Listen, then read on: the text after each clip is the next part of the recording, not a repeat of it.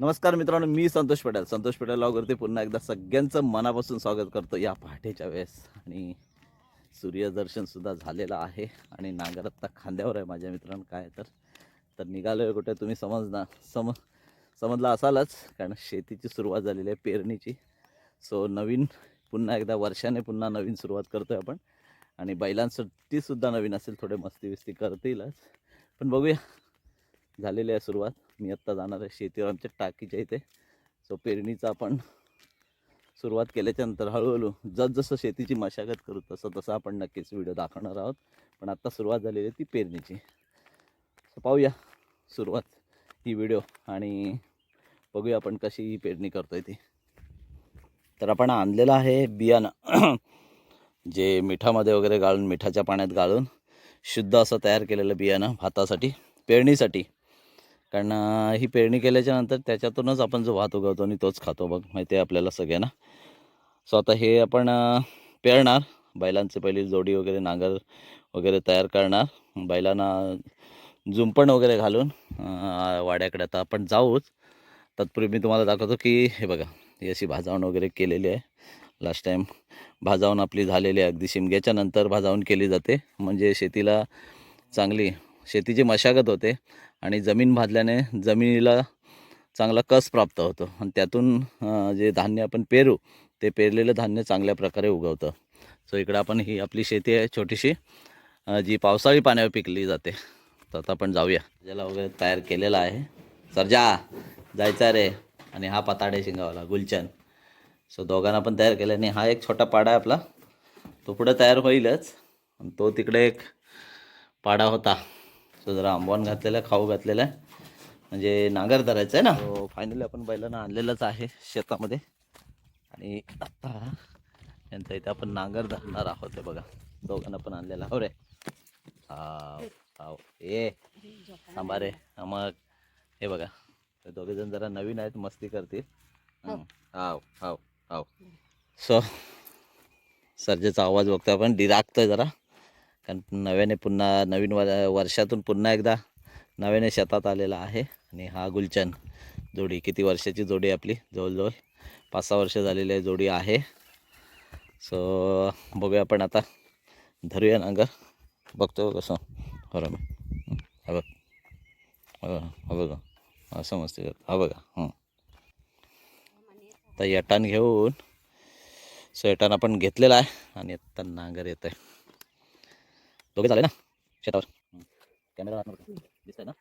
Okay. हाव अरे हाव.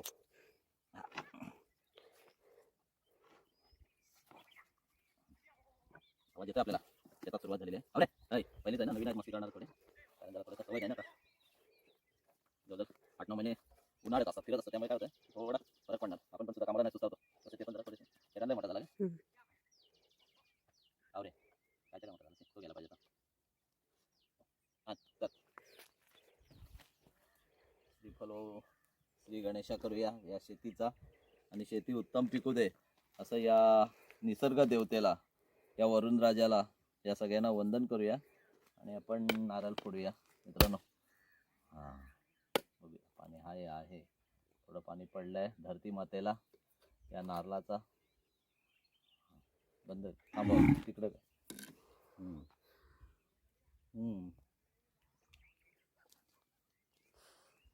शास्त्राप्रमाणे जरा 5 तुकडे काढूया. ओके, 1 2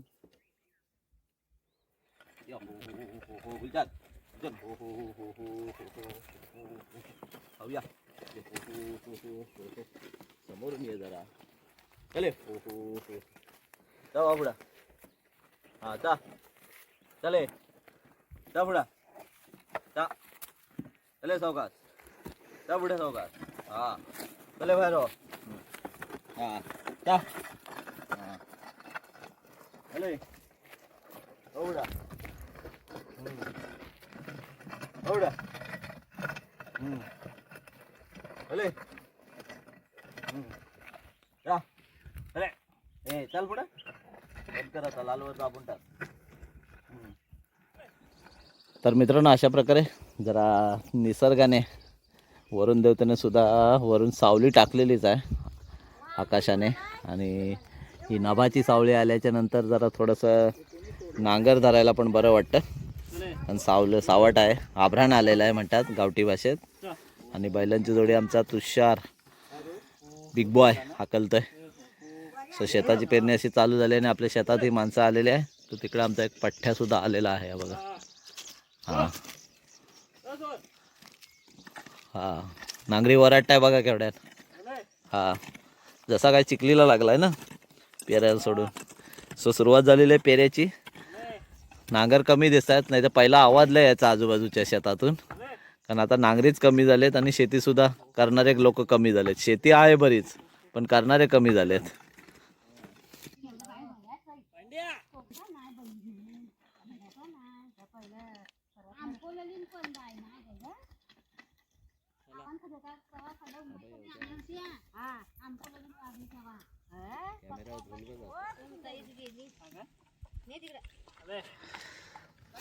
सो मित्रांनो आपण आत्ता शेताचे पेरे म्हणजे भाताचे पेरे केलेले. आता ही नाचणीची डाळ आपली जी भाजलेली आहे, डाळ बोलतो आपण. आणि नाचणीच्या पेऱ्यासाठी आता आपण इकडे जवळच म्हणजे गावाच्या जवळ, पूर्वी कसं लांब लांब शेती असायची पण आता गावाच्या जवळ आहे. सो तुषारनी नांगर धरलेलंच आहे.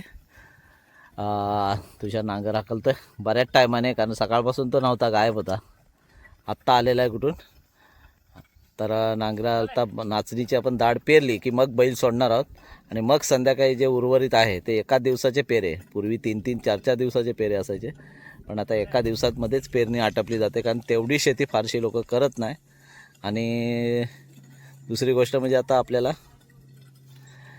उन्हातून खूप त्रास होतो आहे बघा. बैलांना सुद्धा त्रास होतो आहे आणि नांगऱ्याला सुद्धा त्रास होतो आहे बघा.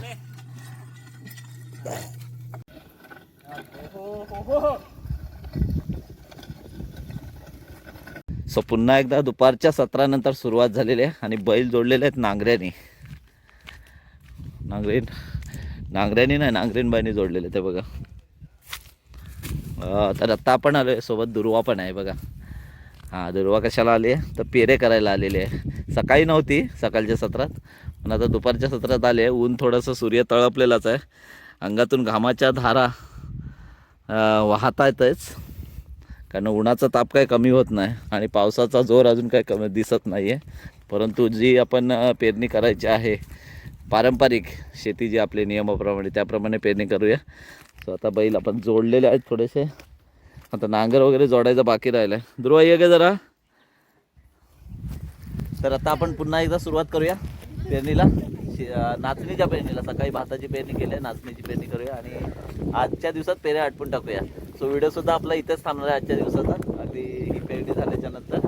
आणि पुन्हा एकदा नव्याने आपण मग फोडीला लागलो की नक्की दुसरा आपला व्हिडिओ येईल. असं शेतीची जी काय मशागत होईल, शेतीची जी काय आपण पुढची जी कामं करू त्याप्रमाणे त्या पद्धतीने व्हिडिओ नक्कीच येणार आहे. सो मित्रांनो आत्ता आपण आजचा व्हिडिओ इथं थांबवणार आहोत ही पेरणी झाल्याच्या नंतर.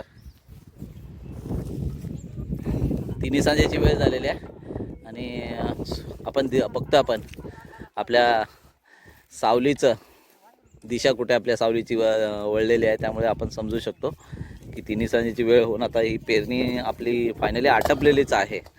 दुर्वा निघालेली आता बैलांना घेऊन, कारण एकच राहिली आहे पोरगी आमची गावाला. बाकी सगळे तिच्या मित्रमैत्रिणी सगळे गेलेले आहेत.